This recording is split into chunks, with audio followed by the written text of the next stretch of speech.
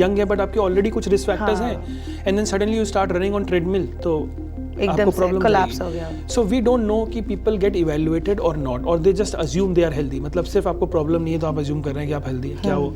सो कभी भी आप, most important advice for anybody starting gym new after the age of 40 is first get yourself evaluated. Okay, आप अपना checkup करा लें कि आप फिट हैं कि नहीं है। सेकेंड, एक्सट्रीम एक्सरसाइज और एक्सट्रीम एक्सर्शन कभी नहीं करना चाहिए, क्योंकि your heart can go in number of bad rhythms, it can go very fast, और बहुत सारे एबनॉर्मल रिदम्स होते हैं जिसमें जाने के बाद आपको बहुत प्रॉब्लम हो सकती है। सो एक्सट्रीम एक्सरसाइज ना करें। इसके लिए बहुत ही ईजी चीज़ है, आजकल हर किसी के पास फिटनेस वॉच है।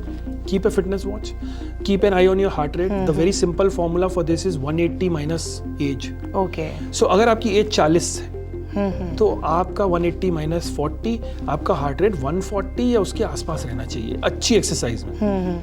सो ये भी नहीं है कि आप 100 पे ही करते रहें, but that means you are not exercising enough.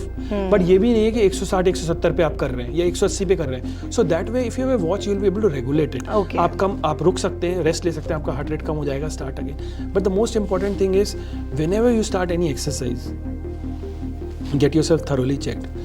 Always keep an eye on your heart rate through any means. Never over exercise, never over exert, and also do not indulge in, there are a lot of supplements people take. Exactly. And अब मैं उसकी बात करूँगा। देखिए caffeine एक supplement है, लोग लेते हैं। So what caffeine does is basically caffeine capsules आते हैं, it delays the onset of fatigue. मतलब आपको ऐसा लगता नहीं कि आप थके हैं, तो आप ओवर एक्सर्ट करते हैं। But caffeine itself causes hypertension and so many changes in the heart. It raises your blood pressure, it will cause your heart to work harder, and plus आप exercise कर रहे हैं। So all these factors small may come together to cause a major risk factor.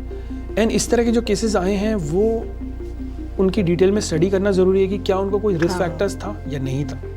Because for example कई साल पहले ये case आया था किसी का, जो एक फेमस कॉमेडियन है, वो ट्रेडमिल में उनको ट्रेडमिल करते करते कुछ प्रॉब्लम हो गई थी, but he had history, stents, काफ़ी कुछ।